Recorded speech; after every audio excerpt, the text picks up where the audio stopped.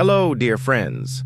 Today, let us listen to a simple yet profound story about the Buddha, a story that teaches us about letting go of expectations and finding peace in every circumstance. This story takes place in the ancient city of Savatthi, where the Buddha lived and taught for many years. One morning, like many others, the Buddha took his alms bowl and went on his alms round. For the monks and the Buddha himself, alms rounds were not just about getting food. They were a spiritual practice, walking mindfully, accepting whatever was offered, and living with gratitude. But that day, the Buddha walked through a wealthy neighborhood. People there lived in luxury and comfort. Yet strangely, no one offered the Buddha any food. An ordinary person might have felt sad or rejected, but the Buddha simply smiled gently and said, "Today, the conditions are not yet complete." Just a few simple words, yet they open a door to a whole world of wisdom about peace, acceptance, and letting go.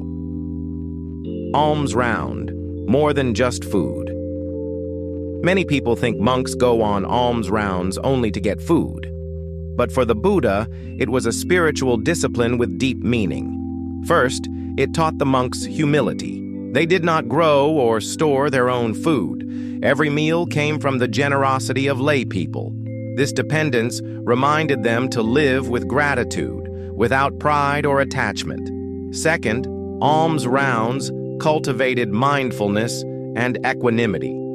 When monks went from house to house, they did not hope for delicious dishes, nor did they fear receiving plain food.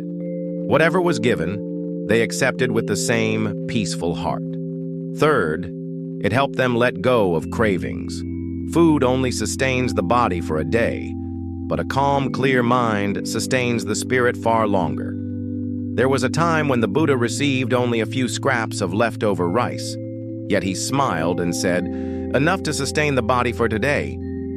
That attitude teaches us a precious lesson. Happiness does not depend on how much we have, but on our ability to feel content and grateful for what is given. A lesson from rejection. The sight of the Buddha returning with an empty bowl was not a sign of failure. It was a lesson in letting go of expectations. In life, we often suffer because we expect too much. We expect people to understand us. We expect work to go smoothly. We expect relationships to be perfect. We expect life to follow our plans. But reality often unfolds differently. The Buddha once taught, "One who knows contentment will always find peace, whether they receive little or much." Peace does not come from getting everything we want. It comes from accepting life as it is, with trust in the ripening of causes and conditions. That day, when no one offered food, the Buddha simply acknowledged, "Today, the conditions are not yet complete." No anger, no disappointment, just understanding. Bringing it into modern life. You might wonder, we don't go on alms rounds like the monks, so how does this apply to us? In truth, every time we apply for a job, ask for help, seek opportunities, or look for feedback, we are doing our own kind of alms round. And just like the Buddha, we won't always get what we hope for. Maybe you send out job applications and hear nothing back. Maybe you ask for support and no one responds. Maybe you work hard, yet success seems far away. In those moments, instead of blaming yourself or others, you can take a deep breath and say, "Today, the conditions are not yet complete." Planting the seeds with patience. Saying the conditions are not yet complete doesn't mean we give up. The Buddha didn't stop going on alms rounds just because one day he returned empty-handed. He continued walking, continued practicing, continued planting seeds. This teaches us that our job is to plant the seeds. The fruits will ripen when the time is right, just like a farmer who sows rice seeds. He cannot force the harvest to come tomorrow. His role is to prepare the soil, water the plants, and wait patiently for the sun and rain to do their work. In life, we also plant seeds. Seeds of knowledge through learning, seeds of love through kindness, seeds of opportunity through persistence, and one day, those seeds will bear fruit. Letting go of expectations. Living in peace. Many people suffer because they cling too tightly to expectations. They expect others to treat them in certain ways. They expect life to unfold according to their plans. And when reality doesn't match, they feel hurt, angry, or even hopeless. The Buddha taught that attachment and craving are the roots of suffering. Letting go of expectations doesn't mean becoming passive. It means we do our best, but remain free in our hearts, not chained by outcomes. When success comes, we feel grateful.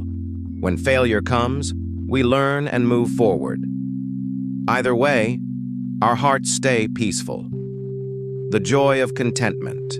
One of the greatest lessons from the Buddha's alms rounds is contentment. Contentment doesn't mean we stop growing or striving. It means we don't let greed control our lives. A content person can eat simple food and still feel grateful, live in a small house and still feel warmth, own little yet feel rich inside. The Buddha said, "Contentment is the greatest wealth." Because when we know contentment, our happiness no longer depends on possessions or circumstances. A spiritual alms round. Every time we face rejection, disappointment, or delay, we can practice like the Buddha. Pause and breathe, let go of expectations, keep planting seeds for the future. This is the alms round of the spirit, seeking peace, wisdom, and compassion within ourselves, rather than chasing them outside. Conclusion. The story of the Buddha returning with an empty bowl yet smiling teaches us a timeless truth. Peace doesn't come from what we receive. It comes from letting go and knowing contentment.